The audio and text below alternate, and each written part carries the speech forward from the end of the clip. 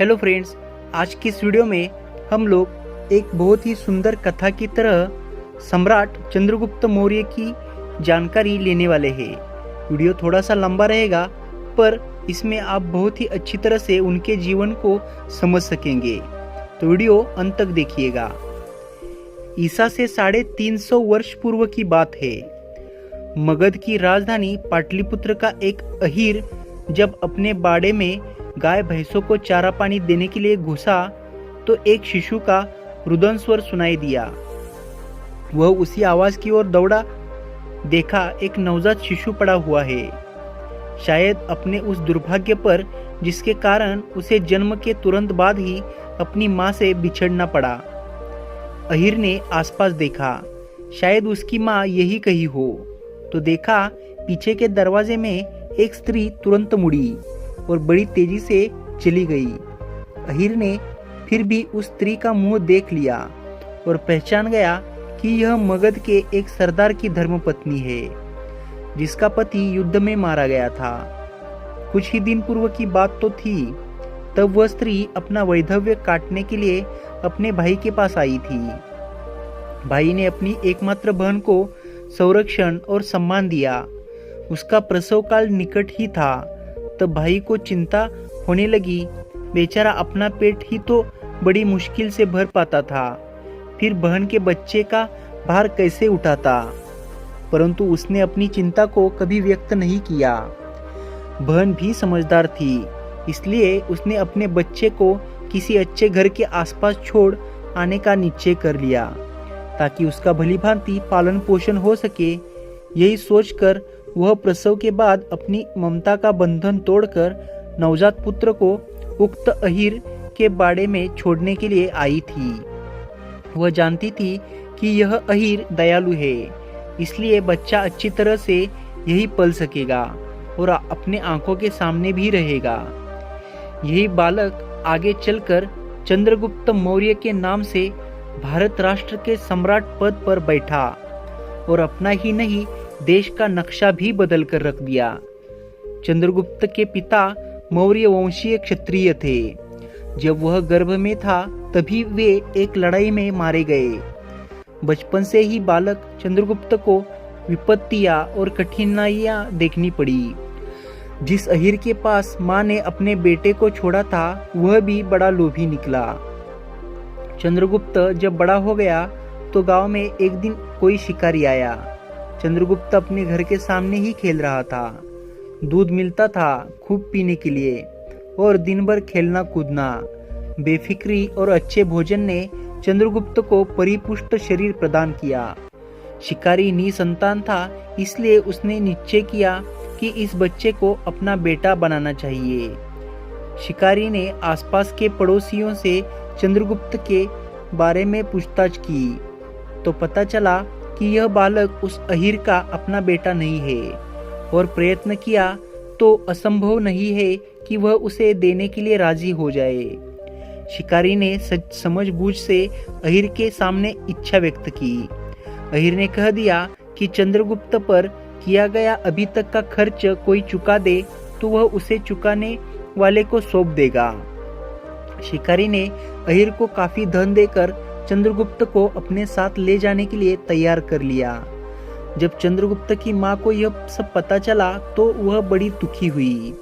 अब तक तो वह अपने बेटे को देखकर ही संतोष कर लिया करती थी, परंतु वह अब उसकी आंखों से भी ओझल हो रहा था। किसी तरह से उस बेचारी ने अपना मन मार लिया और चंद्रगुप्त शिकारी के साथ चला गया। शिकारी भी अच्छा धनवान था, काफी संपत्ति और पशुधन था उसके पास। शिकारी ने उसे पिता का प्यार दिया, जिसके परिणाम स्वरूप वह स्वयं को और भी सुखी तथा निश्चिंत अनुभव करने लगा। शिकारी के साथ रहकर चंद्रगुप्त कई गुण और शस्त्र विद्या सीख गया। कुछ बड़ा होने पर वह अपने नए पिता के मवेशी चराने ले जाता। साथ में दूसरे ग्वालबाल भी होते। ढोर तो इधर उधर चरते रहते और चंद्रगुप्त अपने साथियों के साथ तरह तरह के खेल खेला करता। कभी राजा प्रजा का तो कभी चोर सिपाही का। अच्छे डील डोल और वय में भी बड़ा होने के कारण इन खेलों में मुख्य पात्र तथा निर्णायक चंद्रगुप्त को ही बनाया जाता। एक दिन की बात है, ग्वाल बाल साथियों के साथ वह राजा प्रजा का खेल खेल रहा था। पास से ही गांव की ओर एक सड़क जाती थी। उस सड़क पर निकला एक क्षीणकाय दुर्बल ब्राह्मण। बालकों को राजा प्रजा का खेल खेलते देख कौतूहलवश वह वहीं रुक गया। मनोरंजन की दृष्टि से वह राजा बने चंद्रगुप्त के पास पहुंचा और नाटकीय निवेदन किया, महाराज, मैं गरीब और अनाथ ब्राह्मण हूँ। तो राजा बने चंद्रगुप्त ने कहा, हाँ हाँ बोलो, क्या चाहिए। उस ब्राह्मण ने कहा, कुछ गाय मिल जाए तो बड़ी मेहरबानी होगी सरकार। पास चल रही गायों की ओर इशारा करते हुए चंद्रगुप्त ने कहा, ले जाओ, जितनी चाहिए ले जाओ। ब्राह्मण ने और भी रस लेते हुए कहा, इनका मालिक मुझे पकड़कर मारेगा। चंद्रगुप्त ने इस प्रकार उत्तर दिया कि किसकी हिम्मत है जो सम्राट चंद्रगुप्त की आज्ञाओं का उल्लंघन करे। जैसे सचमुच वह राजा हो और वह ब्राह्मण जो और कोई नहीं, भारतीय नीति शास्त्र के पंडित चाणक्य थे। उस वक्त से वे बड़े प्रभावित हुए। उन्होंने बालक चंद्रगुप्त को एक उदीयमान प्रतिभा के रूप में देखा और लगा कि उनकी खोज पूरी हो गई है। उस समय चाणक्य किसी ऐसे युवक की तलाश में थे जिसे आगे कर वे भारत को एक राष्ट्र के रूप में संगठित कर सके। उस समय भारतवर्ष उनके छोटे बड़े राज्यों में बिखरा हुआ था, जिनके अधिपति राजा महाराजा वीर तो थे, परंतु अपने संकीर्ण स्वार्थों और संकुचित हितों के लिए परस्पर लड़ते और मरते रहते थे। फूट और तज्जनित वैमनस्यता के कारण उन्हें अपने राष्ट्रीय हितों का भी ध्यान नहीं रहता था। उस समय भारत में चारों ओर धन संपदा बिखरी पड़ी थी। आपसी फूट और बिखराव से लाभ उठाकर विदेशी लुटेरे तथा सम्राट यहाँ आकर अपना भंडार भर लेते थे। विदेशी आक्रमण धर और जन की जन ही नहीं, यहाँ की संस्कृति को भी लूटने और तहस नहस करने में कोई कसर नहीं छोड़ते थे। यही कारण था कि चाणक्य को तक्षशिला का विद्यापीठ छोड़कर गांव-गांव भटकने के लिए विवश होना पड़ा। पंडितों और ब्राह्मणों का एक महत् कर्तव्य यह भी होता है कि वे संस्कृति और धर्म की रक्षा के लिए अपने पद, गौरव, ऐश्वर्य को भूलकर प्राणपण से प्रयत्न करें। चाणक्य इसी कर्तव्य बोध से तक्षशिला का प्रतिष्ठित आचार्य पद छोड़कर पहले मगध सम्राट के पास पहुंचे थे। मगध उस समय भारत का सबसे बड़ा राज्य था। इस राज्य का राजा नंद था।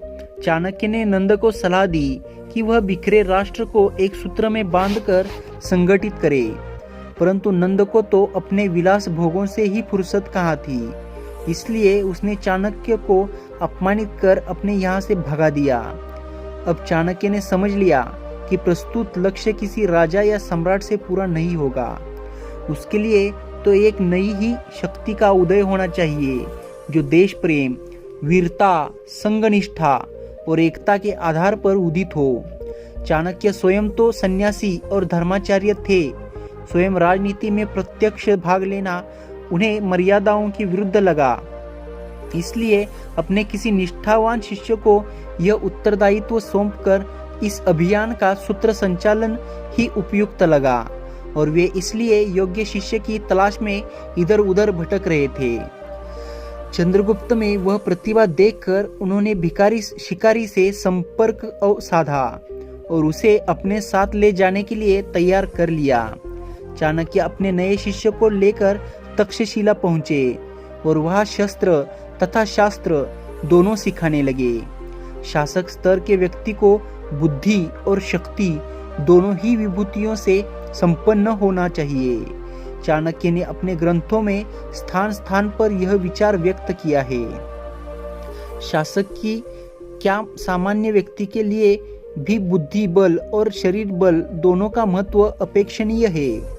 चंद्रगुप्त ने 7-8 वर्ष तक अपने योग्य और विद्वान गुरु के पास रहकर दोनों विभूतियां अर्जित की। तक्षशिला में व्यतीत किया समय चंद्रगुप्त के भावी जीवन का आधार मजबूत करने और बनाने का कारण बना।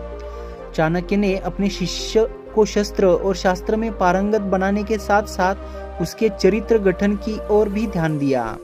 चरित्र ही तो समस्त सफलताओं और सदुद्देश्यों को प्राप्त करने का मुख्य आधार है। इसके अभाव में बड़े बड़े शक्तिशाली साम्राज्य और सम्राटों का नाश तथा पतन हुआ। आदि काल से अब तक इस बात के कई उदाहरण इतिहास में भरे पड़े हैं। व्यक्तिगत जीवन में भी चरित्र को उतना ही अनिवार्य तथा उपयोगी माना गया है। साधारण से साधारण व्यक्ति के लिए वह उतना ही उपयोगी है जितना उच्च प्रतिष्ठित और शासन तथा अधिकारियों के लिए, क्योंकि चिरस्थायी शांति और अपने उत्तरदायित्व को समझने तथा उसे पूरा करने की क्षमता चरित्र साधना से ही तो उद्भूत होती है। तभी ईस्वीसन पूर्व 326 से 27 में भारत पर यूनान के सम्राट सिकंदर ने आक्रमण किया। यहाँ के राज्यों की आपसी फूट का लाभ उसे मिला और समूचा पश्चिमी भारत गुलामी की जंजीरों में जकड़ दिया गया।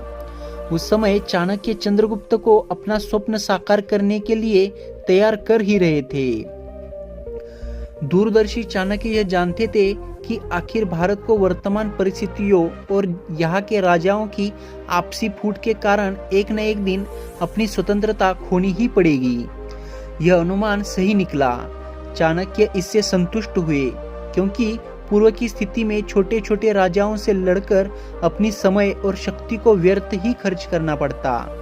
अब सिकंदर के आक्रमण से कई राज्यों का एकीकरण हो गया तो उन पर विजय प्राप्त करने तथा अपना स्वप्न साकार करने में बड़ी आसानी रहेगी। अब चाणक्य और चंद्रगुप्त आगे की योजनाएं बनाने लगे।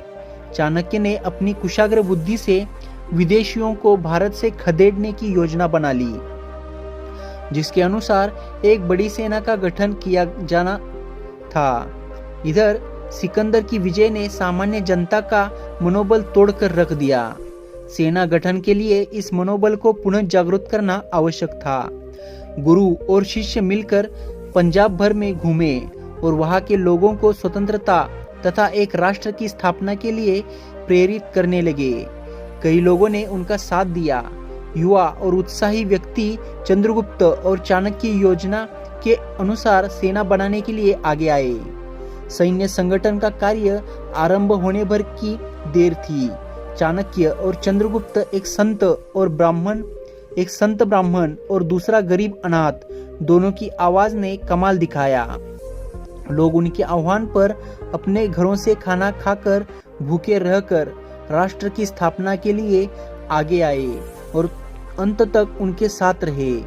इन युवाओं का युद्ध विद्या का प्रशिक्षण दिया गया और एक अच्छी सेना तैयार हो गई, जिसका सेनापति बना चंद्रगुप्त। पंजाब की भूमि तो वैसे भी रण बांकुरे जवानों से भरी पड़ी थी। कमी थी तो योग्य नेतृत्व की। चंद्रगुप्त के रूप में अपना अगुवा नेता पाकर पंजाब के वीर जवानों ने यूनानियों को ललकारा और झेलम तथा व्यास नदी के आसपास से विजय अभियान शुरू किया, जो यूनानियों से घिरी हुई थी। मरने मारने के लिए कटिबद्ध पंजाबी सैनिक और राष्ट्र निर्माण के लिए आहूत जीवन चंद्रगुप्त और चाणक्य, इन सब की सम्मिलित शक्ति से 3 वर्ष के भीतर भूमि यूनानियों से रहित हो गई। विदेशी शासन का नामो निशान मिट गया। विदेशियों को भारत भूमि से भगाकर चंद्रगुप्त को ध्यान अपने देश की अंदरूनी स्थिति पर गया। अभी तो आधे से अधिक काम बाकी पड़ा था। बुद्धि कौशल और निष्ठावान सहयोगियों के बल पर चंद्रगुप्त को विश्वास था कि यह काम पूरा होकर रहेगा। जिस विश्वास के बल पर 4 वर्ष पूर्व गुरु शिष्य दोनों खाली हाथ घर से निकले थे, वह बुद्धि कौशल ही था जो उन परिस्थितियों में भी इतना बड़ा सैन्य संगठन तैयार हो गया और मंजिल की आधी दूरी तय कर ली। पश्चिमी भारत को सुरक्षित और कंटकहीन कर चंद्रगुप्त मगध की ओर मुड़ा। उस समय मगध के पास काफी बड़ी सेना थी। लगभग 2,25,000 सैनिक मगध के राज्य की रक्षा का भार संभाले हुए थे। परंतु चाणक्य जानते थे कि मगध का राजा नंद वहां की जनता में बहुत अलोकप्रिय है। उसकी शासन व्यवस्था, चरित्रहीनता और घमंड से उसके स्वयं के परिजन, राजमहल के निवासी तक बड़े त्रस्त थे। इसलिए थोड़ी सूझबूझ से काम लिया जाए तो मगध को आसानी से जीता जा सकता था। चाणक्य ने सैन्य बल की अपेक्षा बुद्धि बल से काम लिया और नंद के कई अधिकारियों को अपने पक्ष में कर लिया। अंदर से इतना सशक्त विरोध नहीं होगा ये जानकर चंद्रगुप्त अपनी सेनाएं लेकर मगध पर टूट पड़ा। यद्यपि नंद के कई अधिकारियों ने चंद्रगुप्त की मदद की, फिर भी मगध को जीतने में 2 वर्ष का समय लगा। 321 ईस्वी पूर्व चंद्रगुप्त ने अपनी सेनाओं सहित मगध की राजधानी पाटलिपुत्र में प्रवेश किया। नंद का शासन समाप्त हो गया। राज्य सिंहासन पर चंद्रगुप्त का राज तिलक किया गया। इतनी बड़ी सफलता प्राप्त कर लेने के बाद भी चंद्रगुप्त में घमंड बिल्कुल ही नहीं आया। कहते हैं उसने अपने पालक बचपन के अहीर पिता को ढूंढवाया और उसे पर्याप्त धन दौलत दी ताकि वह सुख चैन से जीवन बिता सके। कई अवसरों पर चाणक्य ने भी उसे फटकारा, परंतु चंद्रगुप्त तो सभी सम्राट कम और शिष्य अधिक था। सम्राट चंद्रगुप्त मौर्य बने के बाद उन्होंने अपने अभियान का अगला चरण पूरा करने के लिए कदम उठाया। पंजाब, मगध और व्यास नदी के तटवर्ती प्रदेश तो अधिकार में आ ही गए थे। अब मध्य भारत, दक्षिणी प्रांत और पूर्वी भारत को एक सूत्र में आबद्ध किया और भारत की नींव रखी। उस समय रचे गए ऐतिहासिक ग्रंथों में चंद्रगुप्त मौर्य का उल्लेख संपूर्ण जम्बूद्वीप के सम्राट में किया गया। हिमालय से सागर तक और सिंधु से ब्रह्मपुत्र तक एक राष्ट्र भारत और उसका निर्माता था एक अनाथ मातृ पितृहीन बालक और एक गरीब ब्राह्मण। सम्राट चंद्रगुप्त ने इतने बड़े साम्राज्य का अधिपति होते हुए भी कभी इस विचार को प्रश्रय नहीं दिया कि मैं अतुल धन संपदा और राज्य लक्ष्मी का स्वामी हूँ। वह सदैव यही मानता रहा कि मैं प्रजा का सेवक मात्र हूँ, अपने मार्गदर्शक महामती चाणक्य का विनम्र अनुगामी भर हूँ, जो इतने बड़े राष्ट्र के गठन में प्रधान भूमिका निभाने तथा अतुल वैभव का उपभोग करने में समर्थ होते हुए भी शहर से बाहर एक साधारण सी कुटिया में रहते हैं। सर्वोच्च शासन पद पर रहते हुए भी इतना निर्लिप्त और अनासक्त जीवक चंद्रगुप्त मौर्य ने भारतीय इतिहास में एक स्वर्ण अध्याय अपनी कर्म लेखनी से लिख डाला। यथा राजा तथा प्रजा के अनुसार चंद्रगुप्त के शासन काल में लोग भी उतने ही सदाचारी और एक दूसरे का ध्यान रखने वाले हो गए थे। फिर भी शासन की ओर से किसी प्रकार की लापरवाही नहीं बरती जाती थी। चाणक्य द्वारा लिखित अर्थशास्त्र, जो राज्य व्यवस्था का प्रमुख मार्गदर्शक ग्रंथ माना जाता है, के अनुसार तथा चाणक्य के परामर्श से सारा राजकाज चलता था।